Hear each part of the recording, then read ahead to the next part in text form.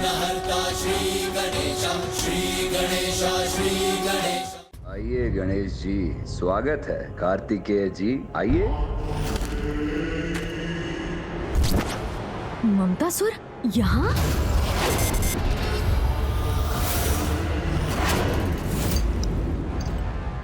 मुझे देखते ही इतने क्रोधित हो गए आप, किंतु क्यों? ममता से भरे इतने निर्दोष और भोले जीव से भला कोई क्रोधित होता है क्या? अपने इस स्वांग से किसे भ्रमित करने का प्रयास कर रहे हो तुम? हमें भली भांति ज्ञात है कि निर्दोष और भोले भाले दिखने वाले इस मुख के पीछे कितनी कुटिलता छिपी हुई है। ममता के नाम पर मोह का बड़ा विकार फैला रहे हो तुम। इसीलिए लोभासुर और कामासुर के पश्चात अब तुम्हारा विकार मुक्त होना अनिवार्य है। मुझे ज्ञात है, लोभासुर और कामासुर के साथ जो भी कुछ हुआ मुझे भली भांति ज्ञात है, और वही सब मेरे साथ भी होगा। इसीलिए तुम्हें स्वयं चलाया आप दोनों के समक्ष। उचित है। लोभासुर और कामासुर के परिणाम से परिचित होकर तुम स्वयं ही गणेश की शरण में आ गए। उत्तम। माते माते माते, आप भूल कर रहे हैं भ्राता कार्तिकेय। भ्राता? तुमने मुझे अपना भ्राता कहने का दुस्साहस कैसे किया? हाँ, आप मेरे भ्राता ही तो हैं, तो भ्राता ही पुकारूंगा ना। किंतु मैं यहाँ पर शरणागत बनने नहीं, अपितु ये बताने आया हूँ कि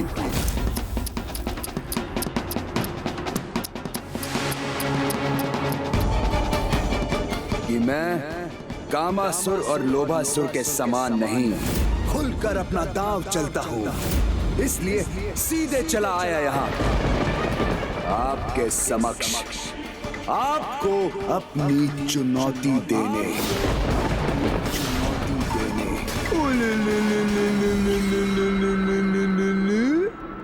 हमारे ही निवास में प्रवेश कर हमें ही चुनौती देने का दुस्साहस कर रहे हो तुम। कितने मूर्ख हो तुम ममतासुर। तुम्हारे इस दुस्साहस का दंड तुम्हें अवश्य मिलेगा। इसमें दुस्साहस कैसा भ्राता कार्तिकेय? और ये केवल आपकी माता का निवास नहीं, अपितु मेरी भी तो माता का निवास है ना। माता का निवास है ना। मेरे प्रिय भ्राताओं, मैंने तुमसे कहा ना दुष्टासुर, मैं तुम्हारा भ्राता नहीं हूँ, अन्यथा मैं। ममतासुर,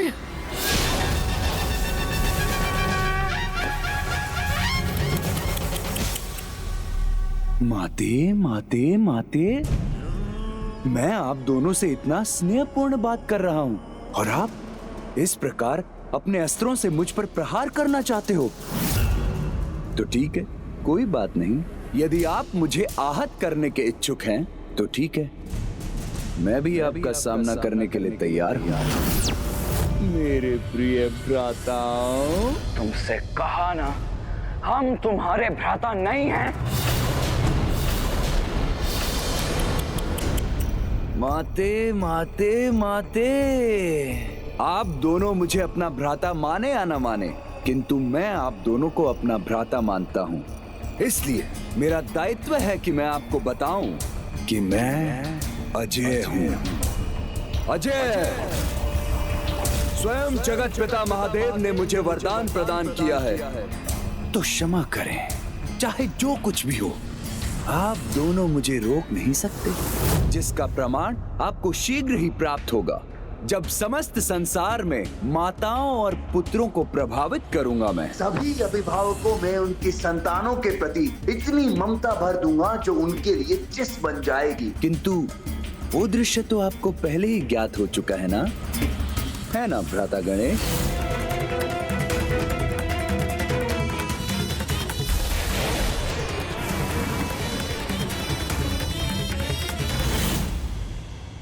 दुष्ट, हम तुम्हें ऐसा कदापि नहीं करने देंगे। और पूर्व में किए गए तुम्हारे अपराधों का दंड भी तुम्हें उचित प्रकार से मिलेगा।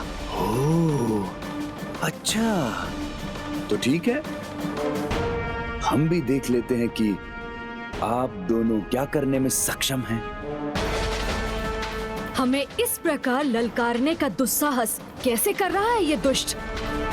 कदाचित इसने अपनी सुरक्षा की योजना पूर्व में ही रची हुई है। मुझे भैया को सावधान करना चाहिए। अब तुम्हारा भी वही परिणाम होगा दुष्ट, जो कामासुर और लोभासुर का हुआ था। माते, कार्तिकेय, रक्षा कीजिए, वरना देव सेनापति मुझ पर वार कर रहे हैं।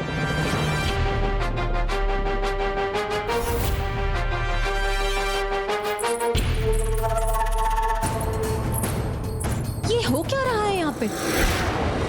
प्रणाम माते। देखिए ना माते, मेरे इतना समझाने पर भी कि अब मैं सुधर चुका हूँ, मेरे इन दोनों भ्राताओं का क्रोध शांति नहीं हो रहा है। मुझे दंडित करने, मुझ पर प्रहार करना चाहते हैं, जैसे इन्होंने कामासुर और लोभासुर के साथ किया। हम देखिए ना माते, कितनी कठोरता से व्यवहार कर रहे हैं दोनों मेरे साथ। अगर आपको विश्वास नहीं होता तो आप स्वयं इनसे पूछ लीजिए कि इन्होंने ऐसा कहा था कि नहीं, कि ये मेरी भी वैसी दुर्दशा करेंगे जैसे इन्होंने कामासुर और लोभासुर की थी। तुम दोनों ने ऐसा कहा था?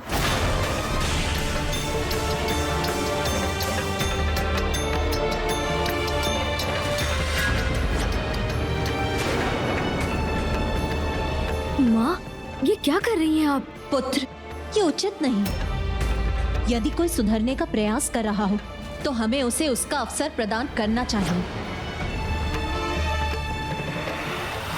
माता, आपने इन्हें शांत तो करा दिया है, परंतु इनका क्रोध मेरे लिए कभी भी कोई भी संकट उत्पन्न कर सकता है। मुझे तो अत्यंत भय का आभास हो रहा है माते। पुत्र तुम चिंता मत करो, ये दोनों मेरे पुत्र हैं और मेरी आज्ञा के विरुद्ध जाकर ये तुम्हें कोई क्षति नहीं पहुंचाएंगे। पुत्र, तुम निर्भय होकर यहाँ से प्रस्थान करो। माते देखिए ना आपके रोकने के बाद भी मुझे कैसे एकटक देख रहे हैं दोनों। आपके यहाँ से जाने के बाद इन दोनों ने मुझ पर कोई वार कर दिया तो मैं अपनी रक्षा कैसे करूंगा माते? मुझ में तो इतनी शक्ति भी नहीं है माते। आप मुझे आशीर्वाद के रूप में ऐसी शक्ति प्रदान कीजिए कि मैं अपने सुपथ पर चलने में आश्वस्त रहूं और मुझे कोई भी किसी भी प्रकार की आहत ना पहुंचा सके। ये माता की ममता से ही जन्मा है और अब उसी ममता का लाभ उठा रहा है ये दुष्ट। उसके शीश को कैसे विला किया आपने?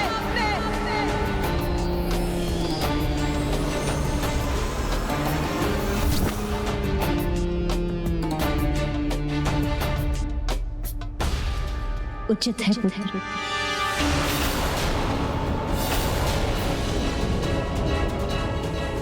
माता,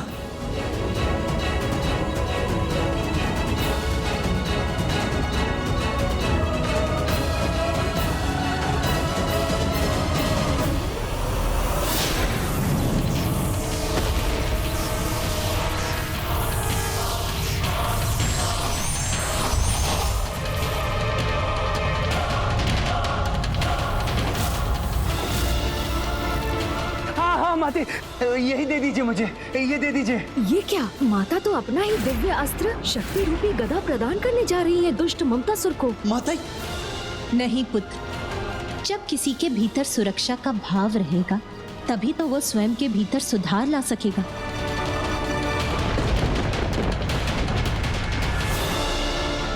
लो पुत्र, ये दिव्य गदा लो। जब तक ये गदा तुम्हारे हाथ में रहेगी तुम्हें कोई क्षति नहीं पहुंचा सकेगा। और ये गदा तुम्हारे लिए कवच का भी कार्य करेगा और अस्त्र का भी।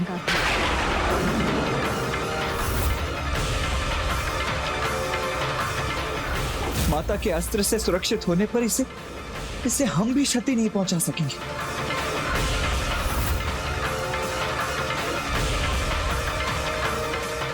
आपको अनेकों धन्यवाद।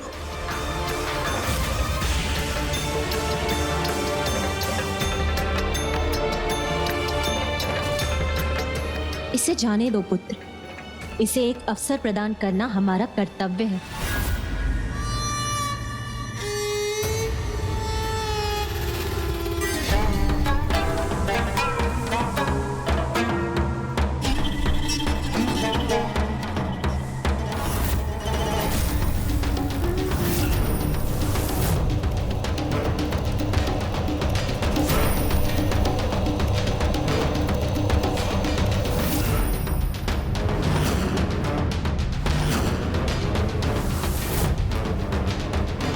चलता हूं। आपसे शीघ्र भेंट होगी प्रिय भ्राताओं। भैया, अभी क्रोधित होने से कोई लाभ नहीं होगा। आप कितना भी क्रोध कर लीजिए देव सेनापति कार्तिकेय जी, किंतु जब तक मेरे पास महादेव का वरदान है एवं माता पार्वती की ये दिव्य गदा है, तब तक ये मेरे लिए सुरक्षा कवच बने रहेंगे। अब जब तक इसके पास माता के द्वारा प्रदान की गई ये गदा है, तो इसके विकार को मिटाने का क्या उपाय है? अब मैं समस्त संसार में ममता के कुचक्र का विस्तार कर अपने महानायक भंडासुर को प्रसन्न कर दूंगा।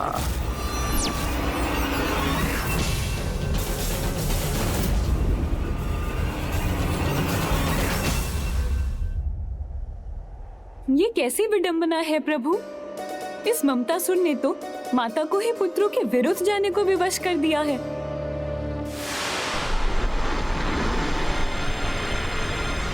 हमारे ही निवास में हमारी माता को अपने पक्ष में कर उनसे ही अपने लिए एक दिव्य सुरक्षा कवच प्राप्त कर लिया इस कपटी ममतासुर ने। भैया, स्मरण कीजिए, माँ ने ममतासुर को दिव्य गदा प्रदान करते समय क्या कहा था? जब तक ये गदा तुम्हारे हाथ में रहेगा, तुम्हें कोई क्षति नहीं पहुंचा सकेगा। अर्थात अनुज, अर्थात माँ की दिव्य गदा को उसके हाथों से विलग करते ही हम उसके प्रभाव को मिटा सकेंगे।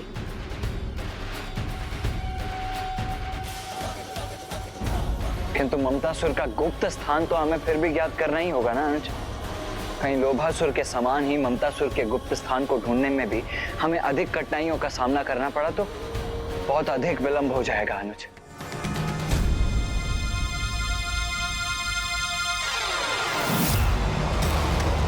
हाँ गणेश, जिस गदा को पाकर वो स्वयं को सुरक्षित समझ रहा है, वही गदा अब हमें उसके स्थान का संकेत देकर हमें उस तक ले जाएगी। चलिए मयूर जी।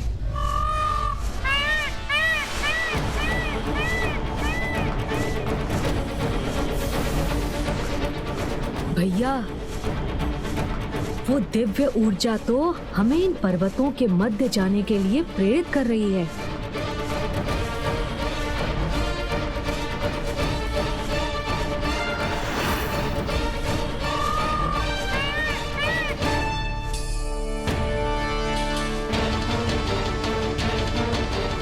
अर्थात ममतासुर का गुप्त स्थान भी इन्हीं पर्वतों में स्थित है।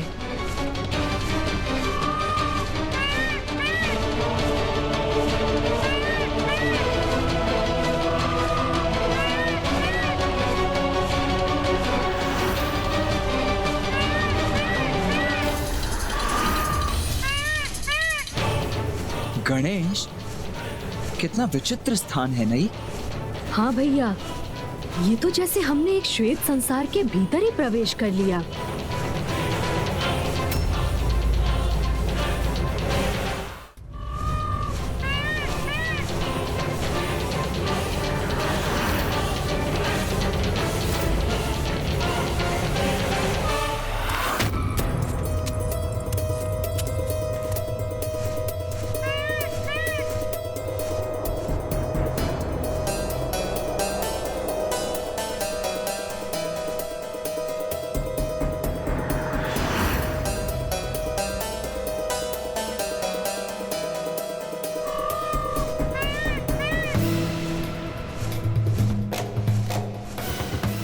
तो ये है ममतासुर की नगरी।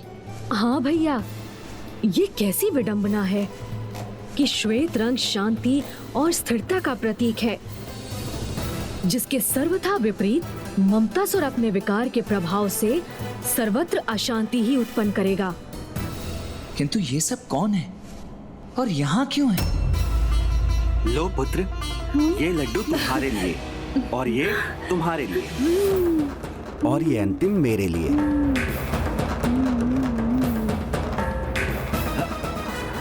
ये भी हमारा है। अरे हमारा नहीं, मेरा है। मुझे दो।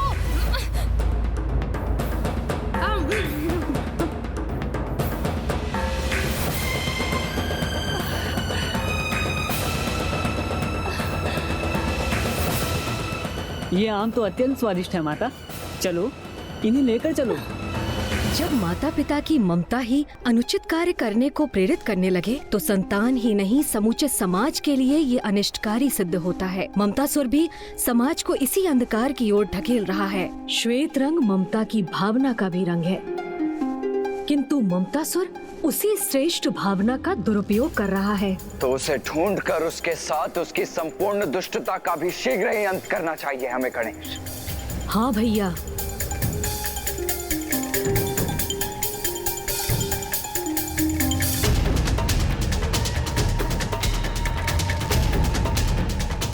किंतु कदाचित ये इतना सरल भी नहीं है, क्योंकि माँ की दी हुई गदा की दिव्य ऊर्जा तो यहाँ अनेकों स्थानों से प्रकट हो रही है।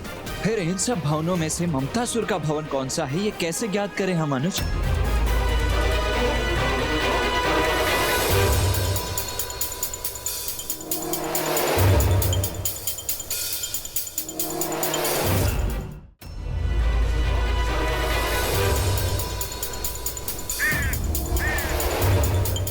अरे ये पक्षी पत्थर की ठोस दीवार से कैसे प्रवेश कर रहे हैं?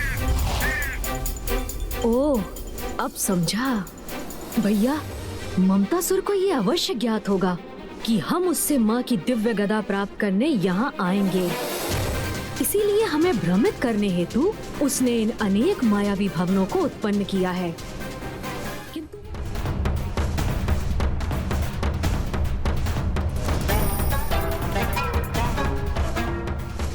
ये श्वेत भवन तो अन्य मायावी भवनों के समान ही है। भैया, यहाँ यही एक भवन सत्य है। इसके अतिरिक्त यहाँ जो भी दिखाई दे रहा है वो माया से रचित भ्रम मात्र है।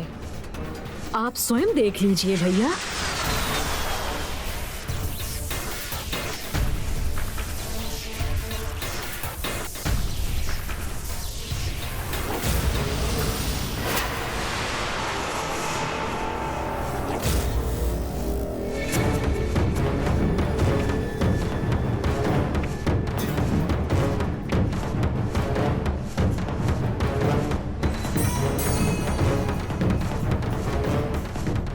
गणेश, जब हमें ये सत्य ज्ञात हो ही गया है, तो अब तनिक भी विलंब अनुचित है।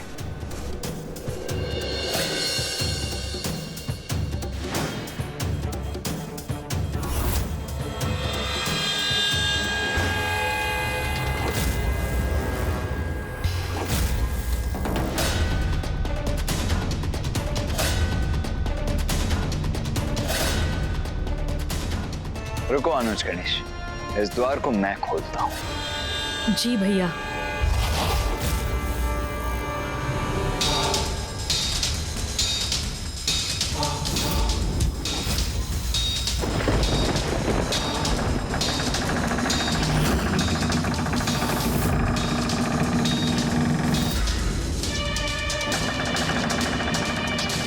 ये क्या? ये द्वार तो स्वतः ही खुल रहे हैं।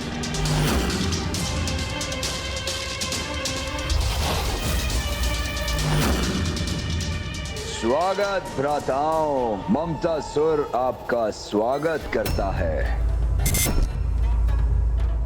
देवता हो या ऋषि, देवी पार्वती से जन्मे ममतासुर के मोह ममतापुर में कोई भी आ तो सकता है, किंतु जाना असंभव।